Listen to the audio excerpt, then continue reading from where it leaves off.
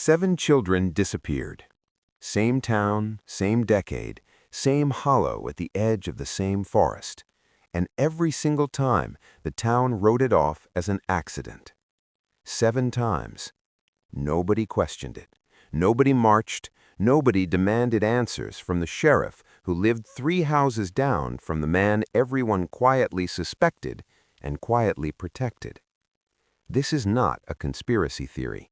This is Mount Holly, North Carolina, and this is what happened when an entire community decided that silence was safer than truth. Mount Holly, North Carolina, 1954 through 1962. A mill town, modest, tight-knit, the kind of place where everyone knew your grandmother's name and your grandfather's debts. The Catawba River ran cold along its southern edge. Pine forests pressed in from the north.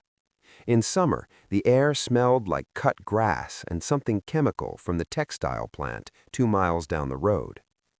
It was the kind of town that looked peaceful in photographs. It always is.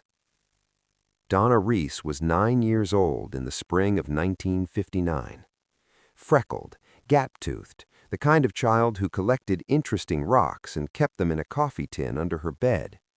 She had a laugh that her mother described years later as the kind that made you forget whatever was bothering you.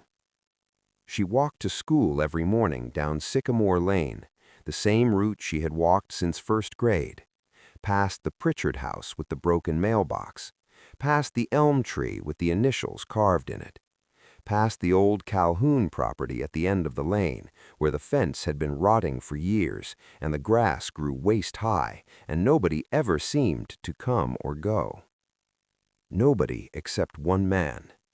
His name was Roy Calhoun, and Donna Reese walked past his fence every single morning.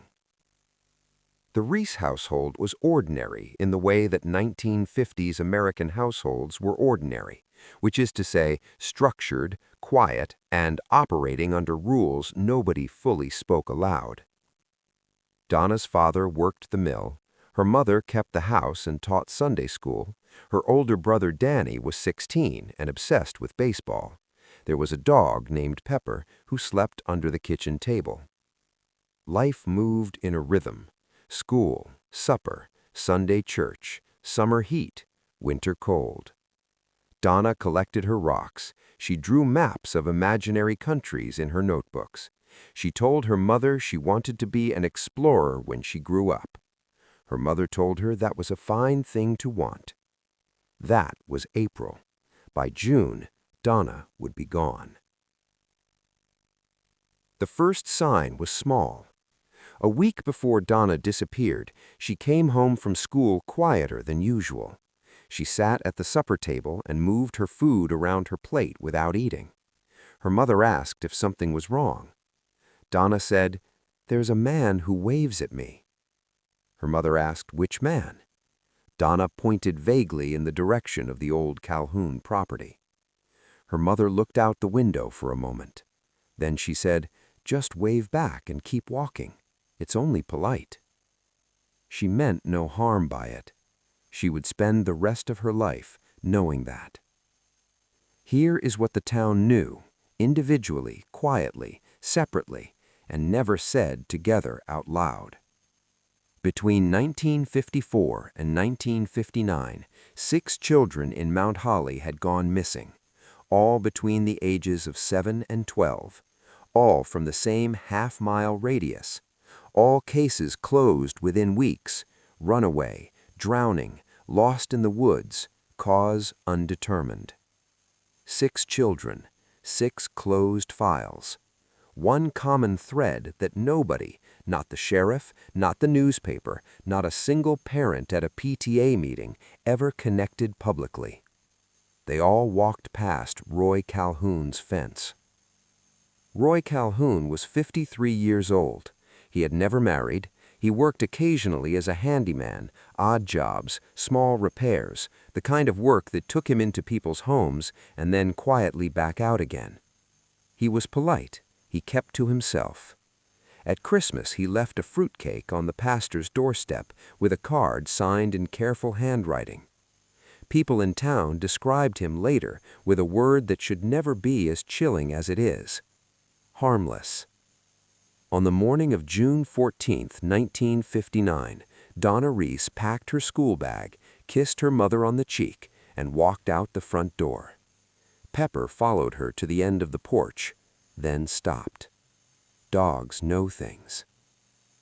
Donna turned around once at the gate and waved at her mother, who was watching from the kitchen window with a dish towel in her hands.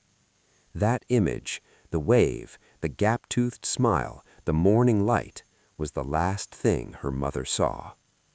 Donna never arrived at school, and Roy Calhoun's truck was gone by noon. They searched for Donna Reese for 11 days. Volunteers, dogs, the sheriff and 2 deputies walking grid lines through the pine forest north of town. Her father walked until his shoes came apart and kept walking. They found nothing. On the 12th day, the sheriff filed his report. Child believed to have wandered into the Catawba River basin, presumed drowned, case closed, pending further evidence. There was no further evidence, because nobody looked on Roy Calhoun's property. Nobody asked. And Roy Calhoun, who had returned to town 4 days after Donna disappeared, quiet as weather, sat in his usual pew on Sunday and bowed his head during the prayer for the missing girl. Her name was Agnes Pritchard, 61 years old, retired schoolteacher. She lived in the house with the broken mailbox, the one Donna passed every morning.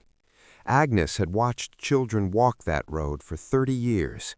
She had a memory like courthouse records, precise, organized, permanent. She remembered every child who had disappeared. She remembered the dates. She remembered that Roy Calhoun's truck was always gone in the days that followed. In the summer of 1960, 1 year after Donna vanished, Agnes Pritchard typed a 4-page letter. She listed every missing child by name, by date, by last known location. She drew a hand-sketched map showing each child's route to school. She circled one property. She mailed the letter to the sheriff's office, to the county newspaper, to the State Bureau of Investigation in Raleigh. She received 3 responses. The sheriff told her she was a grieving neighbor letting her imagination run. The newspaper never printed it. The State Bureau filed it under citizen correspondence, unverified. Agnes Pritchard kept a carbon copy of every letter she sent. She kept them in a shoebox under her bed until the day she died. Roy Calhoun died in March of 1971. Heart failure, the doctor said, alone in his kitchen, which is how he had lived, alone, unremarkable, unhurried. The property sat vacant for 6 years. In 1977, a land developer purchased the Calhoun acreage to build a small subdivision. Workers began clearing the back section of the property, the part hidden from the road by a thick tree line and a secondary fence that most people didn't know existed. On the 3rd day of clearing, a backhoe operator stopped his machine. He climbed down. He looked at what the blade had turned up, and he walked back to the foreman's truck and sat inside it and did not move for 20 minutes. What they found in that back acreage was documented in the Gaston County Sheriff's Report dated September 9, 1977. The report is a matter of public record. It is not graphic in its language. It does not need to be. The numbers speak. 7 sets of remains, all small, all consistent in age with children between 7 and 12 years old. The cases were reopened immediately. Investigators pulled the old files, the drownings, the runaways, the cause undetermined closings, and laid them side by side for the first time. What they saw was a pattern so obvious, so cleanly documented, that one investigator later told a reporter it felt less like a discovery and more like reading a confession that had been sitting in plain sight for 20 years. Roy Calhoun had been a handyman. He had worked inside the homes of half the families on Sycamore Lane. He knew the routines. He knew the routes. He knew exactly when a child would be walking alone and exactly how long it would take anyone to notice they hadn't arrived. He had been careful. He had been patient. He had been protected. Not deliberately, not with full knowledge, but protected nonetheless by a town that found it easier to write "presumed drowned" than knock on a neighbor's door and ask a hard question. Someone remembered Agnes Pritchard's letters. A young investigator drove to her house in October 1977. Agnes was 78 years old by then. She answered the door in a housecoat, looked at her badge, and said nothing for a moment. Then she walked to the bedroom. She came back with a shoebox. Inside, 17 years of carbon copies, every letter, every name, every date, the hand-drawn map with one property circled in red ink, faded now, but still perfectly legible. The investigator sat at her kitchen table for 3 hours. When he left, he took the shoebox as evidence. Agnes Pritchard stood at her door and watched his car pull away. Her face, according to a neighbor who saw her from across the street, showed no relief, only the particular exhaustion of a person who was right for 17 years and wishes more than anything that they had been wrong. Donna Reese's mother, Eleanor, was 61 years old when the discovery was made. She drove to the site the evening after it was reported on the local news. The sheriff's deputy at the gate told her she couldn't enter.